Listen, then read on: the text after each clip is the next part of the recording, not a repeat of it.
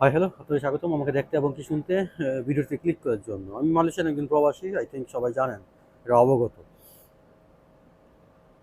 তাণ্ডব মুভিটা দেখলাম, অবাক, তাই না? আই থিঙ্ক সবাই জেনে গেছেন অলরেডি। মুভিটা পাইরেসি হয়ে গেছে। এটা নিয়ে শাহরিয়ার শাকিল, রায়হান রাফি অনেক মন্তব্য করছে। মুভি পাইরেসি হলে কিংবা হল প্রিন্ট বের হলে তারা খুব সহজে ধরতে পারবে।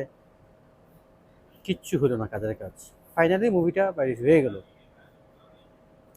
এই জায়গাটাই আসলে আমাদের আহ, কি বলে, ভালো কাজের সমাপ্তি, ভালো কাজের ইন্ডিংটা এরকমই। ভালো কাজ কিভাবে আসবে। আর আমি আমার মোটামুটি এই সাকিব খান বা আরফান নিশো মানে বাংলা মুভি নিয়ে আমি যখনই কথা বলি, আমি আমার অনেক ভিডিওতেই রিকোয়েস্ট করি যে মুভি পাইরেসি থেকে বন্ধ থাকুন। আমার কথা তো আসলে কেউ পাইরেসি থেকে বন্ধ থাকবে না, তবে আমি এতটুকু রিকোয়েস্ট করি যে আহ, ছোট স্ক্রিনে না দেখে হলে গিয়ে সিনেমাটা দেখুন। আমি তো মালয়েশিয়ান প্রবাসী, আমি বাধ্য হয়ে দেখছি। না হয় আমি বাংলাদেশি প্রবাস, বাংলাদেশে থাকলে আমি বাংলাদেশে হলে গিয়ে ছবিটা দেখতাম। তো ভালো গল্প, ভালো কাজ, এর জন্য আপনাকে হলে গিয়ে ছবি দেখতে হবে। তারা এই একটা মুভির ক্ষেত্রে যেই টাকাটা লগ্নি করে, যেই টাকাটা তারা এখানে ইনভেস্ট করে, টাকাটা তো উঠতে হবে, তাই না? এটা একজন পরিচালকের, প্রযোজকের জন্য কতটা ক্ষতিকর, কতটা মারাত্মক ব্যাপারটা আপনি আমি হয়তো বুঝতে পারতেছি। সাকিবিয়ান যারা আছে তারা তাদের জায়গা থেকে এই ব্যাপারটা নিয়ে আন্দোলন কেন করছে না, তাই না? এখানে একটা আইনের আওতা, মানে সাকিবিয়ান এই কিছুদিন আগেও সাকিব খানের কিছু একটা ইস্যু নিয়ে তারা মাঠে নামছে। ওই ও ইয়া দরদ নাকি, দরদ মুভিতে নাকি কোন মুভিতে সাকিব খানের আনকাট একটা ব্যাপার রিলিজ দেওয়ার ক্ষেত্রে, যে তার মুভির কিছু অংশ কাইটা দেওয়া হয়েছে,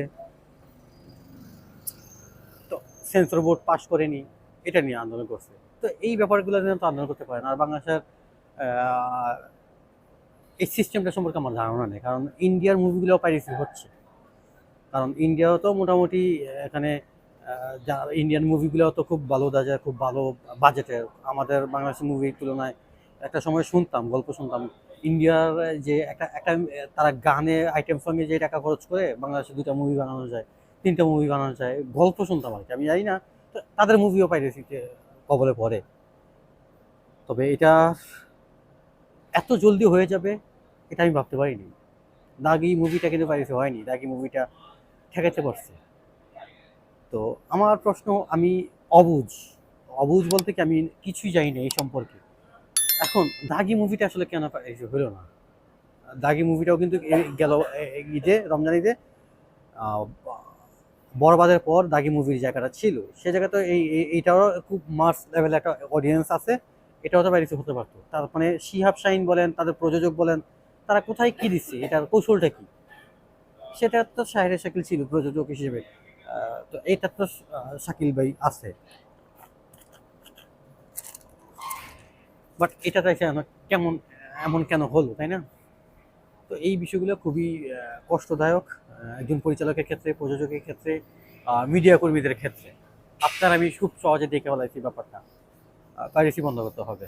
আর পাইরেসি যদি বন্ধ নাও হয়, আমি আমার ভিডিওতে আমি আবারও রিকোয়েস্ট করতেছি, যারা আহ, এই মুভিটা মোবাইলে দেখবেন, মোবাইলে দেখে মজা পাবেন, আপনারা দেখতে পারেন, বাট আপনি সিনেমা হলে গিয়ে দেখেন।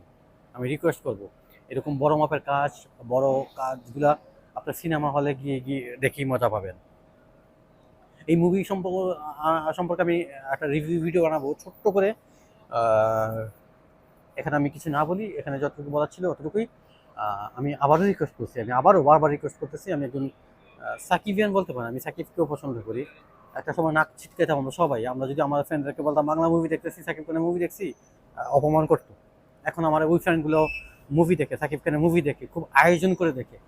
সো আজকে এ পর্যন্তই। সবাই ভালো থাকবেন, সুস্থ থাকবেন। ভিডিও ভালো লাগলে অবশ্যই লাইক করবেন, শেয়ার করবেন। ভিডিও সম্পর্কিত যে কোনো মতামত অবশ্যই কমেন্ট বক্সে জানাবেন।